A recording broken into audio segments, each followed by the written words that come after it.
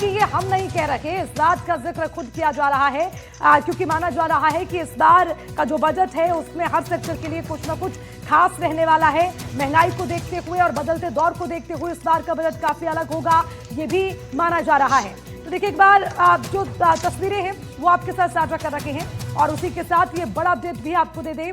PM Modi संसद भवन पहुंच चुके हैं, गृह मंत्री अमित शाह पहुंच चुके हैं, वित्त मंत्री भी सीधा राष्ट्रपति भवन से राष्ट्रपति से मंजूरी लेने के बाद संसद भवन पहुंच चुकी हैं। तो आज बैठक होगी सबसे पहले कैबिनेट की और उसके बाद 11 बजे बजट पेश किया जाएगा।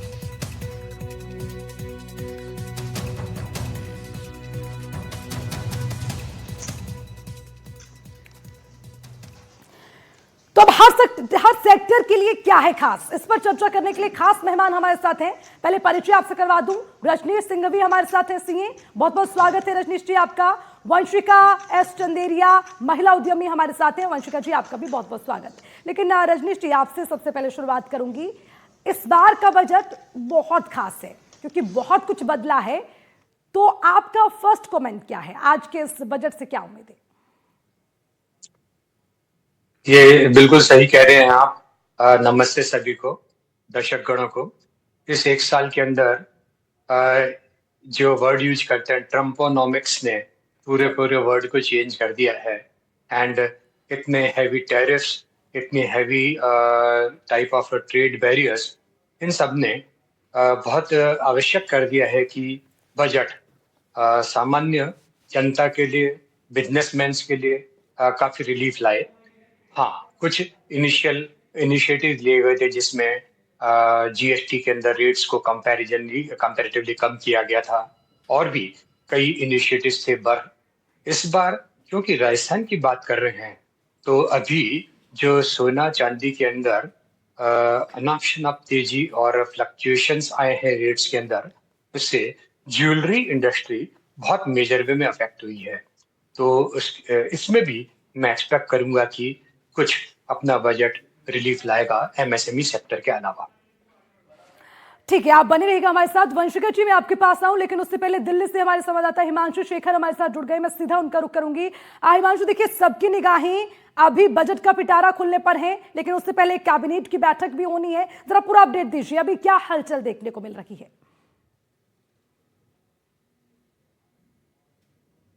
राष्ट्रपति से की मुलाकात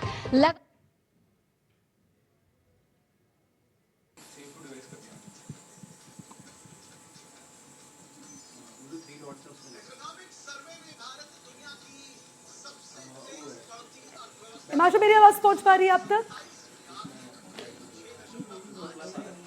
जी, मैं सुन पा रहा हूं। जी हिमांशु, क्या हलचल है? क्योंकि देखिए वित्त मंत्री पहुंच चुके हैं संसद भवन, पीएम मोदी पहुंच चुके हैं, गृह मंत्री पहुंच चुके हैं और अब कैबिनेट बैठक और उसके बाद 11 बजने का इंतजार। कितनी हलचल देखने को मिल रही है? कितना खास आज का बजट?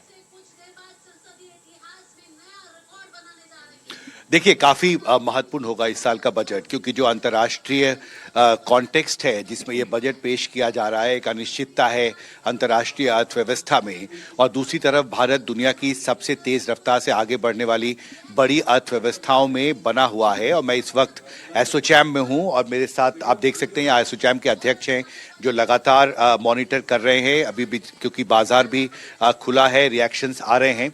और मेरे साथ निर्मल मिंडा हैं जो अध्यक्ष हैं, राष्ट्रीय अध्यक्ष हैं एसोचैम के। एनडीटीवी में आपका स्वागत है सर। उद्योग जगत की क्या एक्सपेक्टेशंस हैं इस बार की बजट को लेकर? देखिए, हमारी जो इकोनॉमी है अच्छी ग्रो कर रही है, 10वें स्थान से 4थे स्थान पर आई पिछले 11 वर्षों में। तो सरकार बहुत सकारात्मक है और जो इकोनॉमिक सर्वे में जो ग्रोथ आई है वो हमारी 140 करोड़ आबादी के मुकाबले में काफ़ी कम है। तो ऐसा उम्मीद करते हैं हम कि जो हमारे 3 सेक्टर हैं जीडीपी को प्रोत्साहन करने के लिए, सबसे पहला हमारा सर्विस सेक्टर है जो 54% है, फिर मैन्युफैक्चरिंग 13% कंट्रीब्यूट करता है और एग्रीकल्चर 15%। अब इसमें 9% हुई है सर्विस सेक्टर में ग्रोथ और 7% हुई अपने मैन्युफैक्चरिंग में और 3% एग्रीकल्चर में। हमारा जो आस्क दिल चाहता है कि 25% जितनी आबादी के हिसाब से 25% 30% ग्रोथ हमारे सर्विस सेक्टर और मैन्युफैक्चरिंग सेक्टर जो हमारा सबसे इम्पोर्टेंट सेक्टर है, और एग्रीकल्चर सेक्टर में 15% की ग्रोथ रहे, जो हमारे किसानों की वो धरोहर है। अब मैन्युफैक्चरिंग सेक्टर के ग्रोथ बहुत इंपॉर्टेंट है। इसके लिए जब मैन्युफैक्चरिंग सेक्टर ग्रोथ होता है तो एम्प्लॉयमेंट बढ़ता है, और एम्प्लॉयमेंट बढ़ने से आम आदमी की जेब में या मिडिल क्लास की जेब में पैसा ज़्यादा आता है, एक्सपोर्ट बढ़ता है मैन्युफैक्चरिंग से, कॉस्ट ऑफ प्रोडक्शन हमारी इस कंट्री में कम है, बहुत अच्छी हमारी अपॉर्चुनिटी है। अब हमारा जीडीपी का लगभग 20% एक्सपोर्ट है, जो कि आगे आना चाहिए, जिससे हमारे पास फॉरेन एक्सचेंज। आपको लगता है कि जो अंतर्राष्ट्रीय अर्थव्यवस्था में जो एक नया माहौल बना है, अमेरिका ने रेसिप्रोकल टैरिफ लगाया, अंतर्राष्ट्रीय व्यापार का स्वरूप बदल रहा है, और इसमें भारत के लिए एक बड़ा अवसर है नए मार्केट तलाशने का और अपने आप को इस्टेब्लिश करने का? बिल्कुल सही कहा आपने। हम लोगों की हमारी कॉस्ट ऑफ प्रोडक्शन बहुत बेटर है, और हमारी जो थोड़ी सी तकलीफें आती हैं वो ईज ऑफ डूइंग है बिजनेस का। हमने सरकार से रिक्वेस्ट करी प्री बजट सेशन में, सिंप्लीफिकेशन ऑफ प्रोसेसेस थोड़ा सा हो, ट्रस्ट और बढ़े हमारा, और इन्वेस्टमेंट इंफ्रास्ट्रक्चर पे डेवलप। इंफ्रास्ट्रक्चर में 14-15 लाख 1 करोड़ रुपए का इन्वेस्ट होना चाहिए, अगर मैं सोचूं तो कैपेक्स को, जिसमें कैपेक्स इंफ्रास्ट्रक्चर बोलूं, जो कि 3% ऑफ जीडीपी है। और अगर ये चीज़ें सब इंफ्रास्ट्रक्चर बढ़ता है, हमारा more focus on ease of doing business पर है, एमएसएमई ग्रोथ ये एक बहुत बड़ा सेक्टर है, इसके अंदर में भी ईज ऑफ डूइंग फाइनेंस हो, फ्लैटेड फैक्ट्रीज अवेलेबल हो, लोगों की जेब से पैसा कम जाए, लैंड एंड बिल्डिंग के अंदर में जो minimum medium and small scale है, जिससे कि वो अपना पैसा मशीनों पर या वर्किंग कैपिटल में लगा सके। और राज्यों की भी महत्वपूर्ण भूमिका होगी, क्योंकि प्रधानमंत्री ने कहा कि अगर भारत को हम विकसित देश बनाना चाहते हैं तो हर राज्य को भी विकसित राज्य बनाना होगा। तो ऐसे में राजस्थान, मध्य प्रदेश, उत्तर प्रदेश, इस तरह के जो आर्थिक दृष्टिकोण से महत्वपूर्ण राज्य हैं, उनकी भूमिका और उनको भी अपने स्तर पर बहुत बदलाव करना। बिल्कुल, हर राज्य इस वक्त कंपटीशन में लगे हुए हैं अपने अपने सब्सिडीज के माध्यम से, अपनी लैंड इजी अवेलेबिलिटी के माध्यम से, ईज ऑफ डूइंग बिजनेस के माध्यम से, और हर जगह पर आप देखेंगे तो हम लोगों ने बेंचमार्किंग बनाया है एसोचैम में कि कौन सी स्टेट्स ज़्यादा लुक्रेटिव हैं, किस तरीके से और ईज ऑफ डूइंग बिजनेस उन पे और किया जा सके। और हर स्टेट के जो चीफ मिनिस्टर्स और वित्त मंत्री हैं वो फॉरेन जा करके इन्वेस्टर्स को अट्रैक्ट कर रहे हैं, एफडीआई को इंटरेक्ट कर रहे हैं। राजस्थान के मुख्यमंत्री भी गए थे। हाँ जी, वो भी गए थे, हरियाणा के भी गए थे, गुजरात के भी गए थे। हम लोग भी एसोचैम के माध्यम से उनके साथ जाते हैं। अभी ओमान, प्रधानमंत्री मोदी जी खुद गए ओमान में और जॉर्डन में। हमारी इन्वेस्टमेंट वहाँ कैसे हो, उनकी इन्वेस्टमेंट यहाँ कैसे हो, ट्रेड को और कैसे कैसे बढ़ाया जाए। एफटीए हुआ जो यूरोप का, इससे हमारा एक्सपोर्ट बढ़ेगा और एफडीआई आएगा, टेक्नोलॉजी आएगी। हमसे बात करने के लिए आपका बहुत बहुत शुक्रिया। तो ये जो मुक्त व्यापार समझौता, जो फ्री ट्रेड एग्रीमेंट, और राज्यों के जो मुख्यमंत्री हैं, राजस्थान, मध्य प्रदेश, कई राज्यों के मुख्यमंत्रियों को हमने देखा है वो अंतर्राष्ट्रीय डेस्टिनेशंस पर गए हैं और अपने अपने राज्य में ज़्यादा से ज़्यादा निवेश को आकर्षित करने की वो कोशिश कर रहे हैं, और इससे इंडस्ट्री को उम्मीद है कि कंपटीशन बढ़ेगा और अर्थव्यवस्था और मजबूत होगी। ठीक है हिमांशु, बहुत बहुत शुक्रिया आपका तमाम जानकारी के लिए। तो जिस तरह से जिक्र इस बात का हुआ कि इंफ्रास्ट्रक्चर किस तरह का होना चाहिए, वंशिका जी मैं सीधा आपके पास आऊंगी, क्योंकि देखिए एमएसएमई को ग्रोथ इंजन कैसे मिले इसका जिक्र भी किया गया, उसको लेकर भी उन्होंने चर्चा की। तो मैं यहीं से शुरुआत करूंगी आपके फर्स्ट कमेंट की। मुझे लगता है बिकॉज मैं इतना क्लोजली एमएसएमई के साथ रोज काम करती हूँ, एमएसएमई इंडिया का एक बहुत बड़ा बेस बनाता है फॉर एम्प्लॉयमेंट। अभी का जो सिचुएशन चल रहा है उसके हिसाब से एम्प्लॉयमेंट की प्रॉब्लम सॉल्व होना will eventually solve multiple other problems. तो उसके लिए आई एम एक्सपेक्टिंग कि बहुत सारे न्यू इनिशिएटिव्स आएंगे अभी बजट में, एंड वो जब आता है तो उससे हमें डेफिनेटली बहुत ज्यादा चेंज देखने को मिलेगा। तो ठीक है, एक बड़ी चेंज की उम्मीद यहां पर की जा रही है। एक और खास मेहमान हमारे साथ जुड़ गए हैं, सुरेश अग्रवाल। सुरेश जी बहुत बहुत स्वागत है आपका एनडीटीवी राजस्थान पर।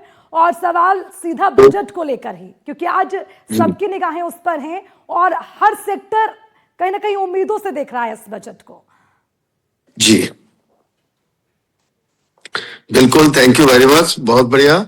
और आज का जो बजट है हम लोग जो व्यापार उद्योग जगत जो खास उम्मीद कर रहा है वो ये कर रहा है कि सरकार एक्सपोर्ट से संबंधित, एआई से संबंधित कुछ विशेष रियायतें देगी, क्योंकि आने वाला टाइम एआई का टाइम है और इंडियन जो हमारे यूथ है उसको अभी तक अमेरिका की जो यूएस की जो लोग थे या जो एजेंसियां थी वो हायर कर रही थी। अब पिछले दिनों आपने देखा होगा कि चाइना और यूरोप भी इस कोशिश में है कि इंडियन यूथ वहां आए और डेफिनेटली मोदी जी की और हमारे सरकार की इस पे नजर होगी तो हमारे यूथ को हम अपने इंडिया में कैसे यूज करके उसको आगे बढ़ा सकते हैं, इसके लिए जरूर सरकार इस बजट में कुछ अच्छा प्रावधान भी रखेगी और अच्छा प्रयास भी करेगी। और साथ के साथ जो हमारा पिछले टाइम 7-8 महीने से समझे हम अमेरिका से जो ट्रम्प टैरिफ बढ़ने के बाद जो एक्सपोर्ट कम हुआ है, उस एक्सपोर्ट पे सरकार का खास ध्यान देना होगा। उसकी वजह से बहुत सारी इंडस्ट्रियां भी ऐसी हुई है, खासकर मैं राजस्थान की बात करूं, राजस्थान में क्वार्ट्ज मार्बल का बहुत अच्छा हब है जो सिर्फ और सिर्फ अमेरिका एक्सपोर्ट होता है। तो वो क्वार्ट्ज मार्बल के फैक्ट्रियां बंद हो गई क्योंकि वहां एक्सपोर्ट बंद हो गया। नए मार्केट ढूंढने में टाइम लगता है, उसकी प्रोडक्शन कॉस्ट ज्यादा है। तो सरकार वो जो फैक्ट्रियों से माल बिल्कुल नहीं जा रहा, उनको कैसे सरवाइव की जा सकती है, वो ऐसी और बहुत सारी इंडस्ट्रियां भी होगी, उन पे भी सरकार ध्यान देगी। क्योंकि आने वाले टाइम में जब भी हमारा ये ट्रम्प टैरिफ हटेगा तो वापस ये एक्सपोर्ट बढ़ेगा, पर तब तक वो इंडस्ट्रियां कैसे सरवाइव कर सकती है, ये सरकार का इस पे ध्यान देना बहुत जरूरी है। हमने भी सेंट्रल गवर्नमेंट को इसके बारे में लिखा भी है और चर्चा भी की है। तो मैं उम्मीद करता हूँ एक अच्छा बजट, व्यापार उद्योग के लिए एक अच्छा बजट ये रहने की उम्मीद है।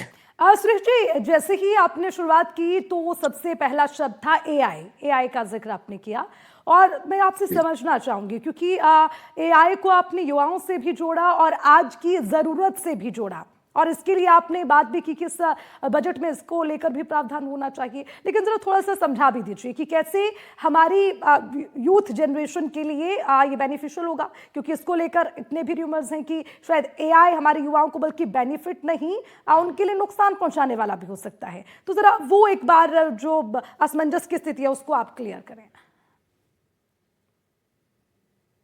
आने वाला टाइम एआई का है, चाहे हम नुकसान को देखें चाहे प्रॉफिट को देखें, बट ओवर एंड ऑल चलने वाला जमाना आगे आने वाले टाइम में एआई के बिना व्यापार भी नहीं, उद्योग भी नहीं और साथ साथ हमारी आम लाइफ भी नहीं है। तो हमें जैसे वक्त चेंज हो रहा है वैसे अपने आप को चेंज करना पड़ेगा, क्योंकि वर्ल्ड इकोनॉमी में और वर्ल्ड के साथ, दुनिया के साथ हमें चलना है। तो डेफिनेटली इसके बिना नहीं। और जो मैं बात कर रहा था यूथ की, यूथ के लिए ये है कि यूथ को जो जॉब चाहिए वो जॉब पहले दे रहा था यूएस मैक्सिमम, खासकर हम समझे कंप्यूटर साइंस या कंप्यूटर से संबंधित जितने। अब यूएस के पास उस चीज की, हमारे ट्रम्प साहब के आने के बाद कुछ ना कुछ प्रॉब्लम्स धीरे धीरे आ रहे हैं, कुछ वो बाहर निकाल रहे हैं, कुछ नए कर रहे हैं। हालांकि बिना इंडियन यूथ के वो चल नहीं सकता। तो यूथ को जॉब ज्यादा से ज्यादा मिले और सरकार इसके रिसर्च एंड डेवलपमेंट पे पैसा ज्यादा खर्च करे और इंडिया में ही हम एआई का बड़ा हब बनाएं। देखो एआई का हब तो बनना ही बनना है, नुकसान है इसमें भी कोई दो राय नहीं है, क्योंकि वो 10 आदमियों की बजाय 2 या 3 एआई के उससे अपन काम कर सकते हैं, 2 या 3 लोगों से ही।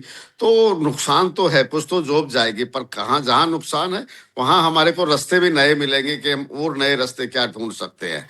तो रास्ते भी नए मिलेंगे जी। अल्टरनेटिव की तरफ भी हमें बढ़ना पड़ेगा और जो आज की जमाने की डिमांड है उसको भी हमें ख्याल पर रखना होगा, कहीं इसको बैलेंस करने की जरूरत है। ये आपका सजेशन है, ठीक है। मैं वापस लौटूंगी लेकिन उससे पहले, क्योंकि आम बजट, आम जनता का बजट, ये जानने के लिए मैं रुक करूंगी हमारे सहयोगियों का। हमारे साथ शाकिर जुड़े हुए, हमारे संवाददाता दीपक भी हमारे साथ है। लेकिन सबसे पहले शाकिर आपके पास आऊंगी, क्योंकि हम बात कर रहे हैं ना कि हर सेक्टर को आज इस बजट की जरूरत है। तो क्या कह रही है आवाम जो आपके साथ मौजूद भी हैं, क्या जानकारी आपने लोगों से ली, क्या बातचीत की, क्या उम्मीदें हैं, जरा उसको लेकर एक बार छोटा सा कमेंट।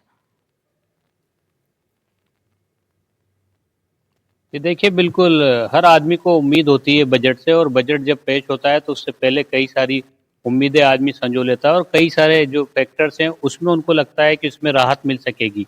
तो मैं वापस जुड़ने की कोशिश करता हूं। सर, एक आम आदमी के लिहाज से देखें तो क्या किस तरह की उम्मीदें हैं कि कैसा बजट ये होगा? अगर हम आम आदमी की बात करें तो आजकल जो हमारी इकोनॉमी में एक बहुत बड़ा चेंज आया है कि आप देखेंगे गिग वर्कर्स हो गए। गिग वर्कर्स का मतलब जो ये स्विगी, जोमेटो, ब्लिंकिट, जेप्टो, इनके जो डिलीवरी का काम करते हैं, या जो ओला उबर के ड्राइवर्स हैं, या जो इसी तरह से रैपिडो वगैरह के ड्राइवर्स हैं, इनके ऊपर एक प्रेशर रहता है कि हमको इतने टाइम में, इतने फास्ट टाइम में ये काम करना है। तो एक उम्मीद ये की जा रही है कि इन गिग वर्कर्स के लिए कोई सरकार वेलफेयर स्कीम्स लाए, कोई रियायती दरों पर, ताकि ये एक बहुत बड़ा तबका है और ये एक लोअर मिडिल क्लास तबका होता है। तो एक उम्मीद की जा रही है कि इनके लिए बहुत अच्छी वेलफेयर स्कीम्स लॉन्च की जाए, चाहे वो हेल्थ इंश्योरेंस को लेकर हो, चाहे वो लाइफ इंश्योरेंस को लेकर हो, या और भी किसी तरह से उनकी सोशल सिक्योरिटी को देखते हुए। जी मैडम, महिलाएं क्या सोचती है कि आम महिला को लेकर, किचन को लेकर के और दूसरी चीजों को लेकर महिलाएं सोचती है, तो क्या उम्मीद है? और महिला वित्त मंत्री भी है। जिस तरीके से पिछले कुछ समय से हम देख रहे हैं कि महंगाई आसमान छू रही है, चीज़ें महंगी होती जा रही है, बेसिक लिविंग महंगी होती जा रही है, तो मैं ऐसा उम्मीद कर रही हूँ कि इस बार महिलाओं को कुछ राहत दी जाएगी। चीज़ें जो दैनिक जीवन की चीज़ें हैं वो थोड़ी सस्ती होंगी। थोड़ी सस्ती होने में गैस सस्ती होगी। गैस तो एक ज्वलंत मुद्दा, खाना रहना, अगर एक ठीक है, मैं रोकूंगी शाकिर आपको यहाँ पर। बजट को लेकर सचिन पायलट क्या कह रहे हैं, एक बार आपको सुनाते हैं। मुद्दों पर जो धरातल पर बहुत प्रभावी नहीं है। मैं ऐसा मानता हूँ अभी सरकार ने नया कानून बनाया है नरेगा को लगभग समाप्त करने का। वो कहते हैं कि हम इसको रिफॉर्म कर रहे हैं, लेकिन हकीकत ये है कि इस देश में औसत जो नरेगा का यूज़ हो रहा है वो 35 दिन का हो रहा है और ये 125 का वादा कर रहे हैं। और जो पहले निर्णय लिए जाते थे गांव के अंदर, पंचायत के अंदर, और सरपंच और जनप्रतिनिधि डिमांड करते थे पैसे की, और बजट की कोई कमी नहीं थी। अब सरकार अपना बजट तय कर दिया है, काम क्या होंगे वो दिल्ली और राजधानी से थोपा जाएगा। तो जो सबसे गरीब तबका है उसके पास जो सुरक्षा कवच है अपना आर्थिक रूप से, उसको छीनने का काम सरकार कर रही है। इसी जिद के साथ उन्होंने 3 काले कानून बनाए थे, वापस लेने पड़े। बहुत साल पहले इन्होंने जमीन अधिग्रहण कानून को संशोधन करने का एक कोशिश की पार्लियामेंट के अंदर, राहुल गांधी जी ने, कांग्रेस पार्टी ने विरोध किया, वापस हाथ खींचना पड़ा। नरेगा को लेकर भी उन्होंने नाम बदलकर महात्मा गांधी जी का नाम हटाया है और इसको जानबूझ के राज्य सरकारों पर बोझ डाल दिया। पहले 90-10 का रेशो होता था केंद्र सरकार राज्य सरकार का, अब 60-40 कर दिया। तो निर्णय लेने की शक्ति खत्म कर रहे हैं, सेंट्रलाइज कर रहे हैं, बजट को कैप कर रहे हैं और राज्य सरकार पर बोझ डाल रहे हैं। तो जानबूझकर इस पूरी स्कीम को जो हमने अधिकार कानून देके बनाया, संवैधानिक अधिकार बनाया था, उसको छीनना चाहते हैं। आज बजट पेश करेंगे। मैं उम्मीद करता हूं कि जो बहुत इस देश में सबसे ज्वलंत समस्या है वो नौजवानों की बेरोजगारी की है और दुर्भाग्यवश लगातार आर्थिक वृद्धि हो रही है देश में, लेकिन जो नौजवानों को प्रोडक्टिवली एम्प्लॉय करने का एक वातावरण बनाना चाहिए, सरकार नहीं बना पा रही है। आज डॉलर के मुताबिक रुपए की क्या हालत है। अंतर्राष्ट्रीय बाजार में तेल का दाम लगातार गिर रहा है, लेकिन ग्राहकों को उसका लाभ नहीं मिल रहा। तो जो बड़ी कंपनियां हैं, जो लाखों करोड़ का उनका कर्जा माफ हो रहा है, उनके सरकार काम कर रही है। हमारे हवाई अड्डे, हमारे पोर्ट्स, रेलवे, खान खदान, वो सब निजी हाथों में दे रहे हैं। और जो मध्यम वर्ग है उसको राहत देने के लिए सरकार ने कदम नहीं उठाए। हम चाहेंगे कि सरकार आने वाले जो अगला वित्तीय वर्ष होगा इसमें राहत दे गरीबों को, किसानों को, नौजवानों को, मध्यम वर्ग को। और चुनाव से पहले आप लोगों के खाते में पैसे डाल सकते हो चुनाव जीतने के लिए, लेकिन जब आज ज़रूरत है लोगों को, किसान को, कर्जा माफ़ी की, गृहिणियों को, बच्चों को, महिलाओं को, उनके लिए सरकार बजट में नहीं कर रही है। ये बड़ा दुख की बात है।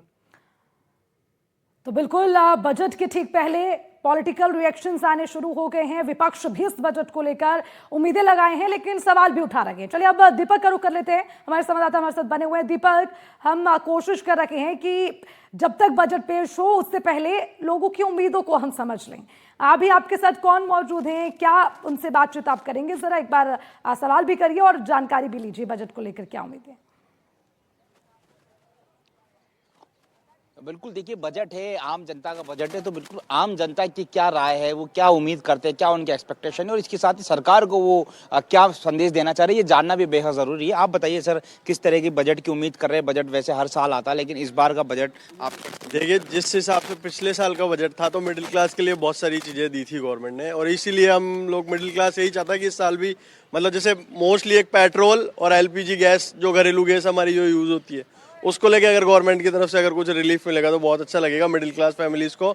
और बाकी अगर जैसे जो हाउस लोन वगैरह अगर उन पे भी अगर थोड़ा सा रिबेट मिले ना हमको इंटरेस्ट रेट में, या जो भी है गवर्नमेंट अच्छी पॉलिसी लाए मिडिल क्लास के लोगों के लिए, क्योंकि मिडिल क्लास के लोगों के लिए एक ही सिर्फ मतलब वो मसीहा बोल सकते हैं कि हमारे पास गवर्नमेंट के अलावा और कोई ऑप्शन नहीं है। बिल्कुल गवर्नमेंट को मसीहा बता रहे हैं। आप बताइए सर, आप क्या होगी? हम देश के युवाओं के लिए नौकरियों की अपेक्षा करते हैं गवर्नमेंट से। आज एआई की वजह से इस देश में थोड़ी नौकरियों को लेकर बहुत ज़्यादा बेरोजगारी फैलती जा रही है।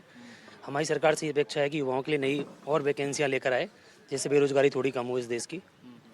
अभी तो सरकार से इस साल तो ये अपेक्षा है, और थोड़ा जीएसटी में भी और सुधार किया जाए, जिससे लोगों की जेब खर्चे में थोड़ा सा फर्क पड़े, जिससे उनकी आमदनी थोड़ी सी बढ़े।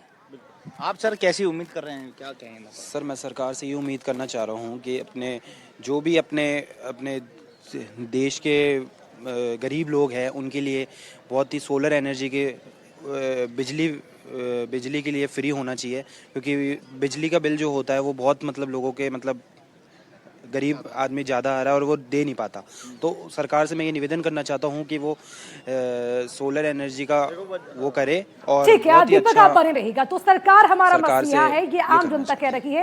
रजनीश जी, मैं इन्हीं आम जनता की उम्मीदों से एक सवाल मैं पिक कर ले रही हूँ और आपके पास लेकर आ रही हूँ। मिडिल क्लास का भी इन्होंने जिक्र किया है, महंगाई बेरोजगारी का जिक्र किया, लेकिन मैं जीएसटी पर आपके पास आती हूँ, क्योंकि कह रहे हैं कि जीएसटी में और ज्यादा छूट की जरूरत है। आप पिछले साल के मुकाबले आप इस बार के बजट में कितने परिवर्तन की उम्मीद करते हैं, और जो पॉइंट्स यहाँ पर आम जनता रख रही है, आपको लगता है कि इसमें अभी और बदलाव की जरूरत है? रजनीश जी।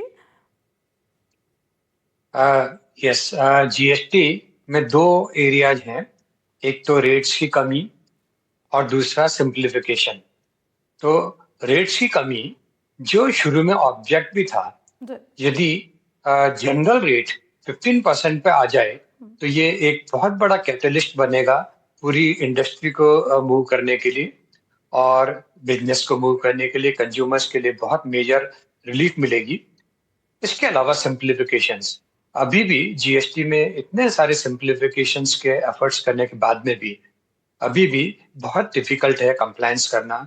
कंप्लायंस का बर्डन बिजनेस के ऊपर बहुत ज्यादा है, इसको रिड्यूस करने की काफी जरूरत है। यदि इन दोनों कॉम्बिनेशन आता है, ये जरूर है कि 18% से 15% का रिडक्शन काफी रिलेटिवली एकदम स्पीडी लगेगा और इससे कलेक्शन में काफी फर्क आ सकता है। तो ग्रेडेड मैनर में हो सकता है कि 1% की रिडक्शन अनाउंस किया जाए। साथ में जैसे कंजम्पशन लेड इकोनॉमी में और ज्यादा कन्वर्ट होते जाएंगे, जैसे जैसे रेट्स कम होगी वैसे ही कंजम्पशन बेस्ड इकोनॉमी में ग्रोथ से टैक्स का जो लॉस होगा वो कंपनसेट भी होने के चांसेस होंगे। सिंप्लीफिकेशन को मैंने कहा, उसमें डेफिनेटली अभी भी एज ए प्रोफेशनल मैं पाता हूँ कि बहुत चैलेंजेस आते हैं, उसको तो सिंप्लीफाई करने पे बहुत फोकस होना ही चाहिए।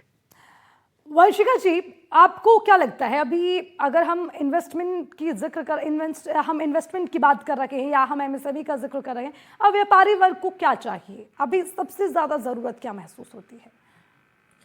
मुझे लगता है कि एक तो इन्वेस्टमेंट्स डेफिनेटली सबसे ज्यादा, अगर अगेन एमएसएमई की बहुत बात हो चुकी है, लेकिन अगर एमएसएमई सेक्टर में आए इन्वेस्टमेंट्स, और एआई की भी अभी थोड़ी सी बात हुई, सभी ने एआई के बारे में बोला, बेरोजगारी के बारे में बोला, मुझे ऐसे लगता है कि प्रॉब्लम है स्किल गैप में, क्योंकि एआई की जो ट्रेन है वो निकल चुकी है, अभी हम उसके साथ बस सफर कर सकते हैं, और SUFFER वाला सफर नहीं, जर्नी वाला सफर। तो मेरा मानना यह है कि अगर गवर्नमेंट किसी तरह ये इन्वेस्टमेंट स्किल डेवलपमेंट की तरह अगर ले जाए, और साथ ही साथ केवल स्क्यूड नहीं रहे वो कुछ सेक्टर्स में, उसको हमें ना डेमोक्रेटाइज करना है, वो सारी टायर 2 टायर 3 सिटीज तक भी पहुंचे वो स्किल डेवलपमेंट वाला इनिशिएटिव। तो मुझे लगता है कि ये गैप जो है बहुत जल्दी ब्रिज होगा। इंडिया एज अ कंट्री बहुत ज्यादा अच्छे से एआई के साथ और एआई के वजह से प्रोग्रेस कर पाएगी एंड ग्लोबल मार्केट्स के साथ भी compete कर पाएगी। तो मुझे ऐसे लगता है कि investment in terms of money तो होना ही चाहिए, जो हमारा एमएसएमई सेक्टर है और स्टार्टअप्स है, बट उसके साथ स्किल डेवलपमेंट में भी अगर फोकस किया जाए तो बहुत जल्दी अच्छे से होगा। ठीक है, सुरेश जी, मैं पिछले साल के बजट पे अगर जाऊं, अब अगर आपको थोड़ा बहुत भी याद हो, क्योंकि डेफिनेटली इस बार उससे बड़ा होने की उम्मीद है, तो उसका रिवीजन हर कोई करता है। सुरेश जी, मैं आपसे जानना चाहूंगी, तो अगर उसको मैं पूरा एक इंडेक्स आपके सामने रख दूं और इस बार की अगर आप उम्मीद कर रखे हैं, तो कौन कौन सी ऐसी चीजें जिनमें आपको लगता है कि सबसे पहले फोकस होना चाहिए, वो बदलाव होना चाहिए, उसकी जरूरत है? धन्यवाद। मेरे हिसाब से जो पिछले साल का जो बजट था वो एक बेहतरीन बजट था और खासकर इनकम टैक्स के लिहाज से बहुत ही बढ़िया बजट था। अभी पूर्व वक्ता ने बात की जीएसटी के लिए, जीएसटी में डेफिनेटली सरलीकरण होना चाहिए। जीएसटी की रेट में अब कोई बहुत ज्यादा चेंजेस होने की उम्मीद ट्रेड और इंडस्ट्री नहीं कर रहे, पर सरलीकरण की हम जरूर उम्मीद करते हैं। बहुत सारे ऐसे नियमावली है जहाँ थोड़ी सी परेशानी है। तीसरा, जो पिछला जो बजट था उसमें ग्रीन एनर्जी की बात हुई थी। ग्रीन एनर्जी पे अब हमारा जब यूरोपियन यूनियन से जब साइन एमओयू हो चुका है तो बहुत ज्यादा जरूरी है, क्योंकि वहां पे ग्रीन एनर्जी वाली इंडस्ट्री को प्रायोरिटी मिलेगी। और चाइना ने, अगर आपने देखा हो तो पिछले 2-3 साल में ग्रीन एनर्जी पे बहुत ह्यूज काम किया है, जिसकी वजह से हमारे इंडिया में स्टील और दूसरी इंडस्ट्रियों की प्रोडक्ट की डिमांड भी बढ़ी है। तो हमारे को भी ग्रीन एनर्जी पे जो इंडस्ट्री ग्रीन एनर्जी पे काम कर लेगी और सरकार इस बजट में ग्रीन एनर्जी पे क्या बेनिफिट दे सकती है, कैसे आगे बढ़ा सकती है, सरकार कैसे थोड़ी बहुत सब्सिडी देके लोगों को प्रोत्साहित कर सकती है कि ग्रीन एनर्जी पे ज्यादा से ज्यादा लोग आए, वो देश के लिए भी अच्छा है और एक्सपोर्ट के लिए भी अच्छा है, दोनों जगह के लिए अच्छा है। तो उम्मीद ये की जानी चाहिए कि पिछले बजट में जो ग्रीन एनर्जी की बात हुई थी, इस पे इस बार स्पेशल बजट फोकस सरकार का डेफिनेटली होगा। ठीक है, ओके, हम इसको और आसान करते हैं। Let's talk about state by state, क्योंकि अब अगर हम बात करें कि राज्य के हिसाब से हर राज्य की अपनी ज़रूरत है, रजिस्ट्री हर राज्य की अपनी ज़रूरत है, चाहे वो कोई भी सेक्टर हो। अगर हम किसानों की बात करें, शायद राजस्थान में किसानों की अपनी मांगे होंगी, अगर दूसरे अदर स्टेट्स की बात करें उनकी अपनी मांगे होंगी। तो अगर सिर्फ अभी राजस्थान पर फोकस्ड रहें तो आपको क्या लगता है कि इस बजट में कौन कौन से सेक्टर हैं जिनको और बेहतर इस बजट में, मतलब कि उनको और बड़ा अच्छा बजट मिलना चाहिए जिससे राजस्थान की स्थिति और बेहतर हो सकती है? क्योंकि स्टेट वाइज कैसे बैलेंस करेंगे इस बजट को? हाँ, इसमें यद्यपि पूरे नेशन पे फोकस करना होता है, पर नेचुरल है जब अपन एनडीटीवी राजस्थान पे है तो राजस्थान के बारे में यदि बात करें तो MSME sector, water conservation and irrigation and MSME sector, साथ में jewellery, textile and stone industry, जो एक बहुत बड़ा फोकस है जिसमें चाहिए। एंड इसको पूरी कंट्री से बैलेंस इसलिए किया जा सकता है कि ये ऐसा नहीं है कि सिर्फ राजस्थान की ही प्रॉब्लम है। यदि आप देखें डिफेंस के ऊपर अभी बजट का मेजर एलोकेशन जाता है, और आज के टाइम पे defence has become a very important need. जिस तरह से पूरे वर्ल्ड के अंदर रियली कंडीशन एंड स्ट्राइक्स जो है वो बहुत ज्यादा बढ़ रही हैं, इसलिए डिफेंस को वाइल अपने को मेंटेन करना जरूरी है। स्टिल यदि एलोकेशन प्रायोरिटी सेक्टर के अंदर इन जो 3-4 सेक्टर्स में मेंशन कर रहा हूँ उसकी तरफ थोड़ा सा और बढ़े तो इससे काफी डिसर्नेबल एडवांटेज राजस्थान को और बाकी दूसरी स्टेट्स को भी मिलेगा। ठीक है, आप सभी मेहमान हमारे साथ बने रहिएगा, मैं वापस लौटूंगी आपके पास, लेकिन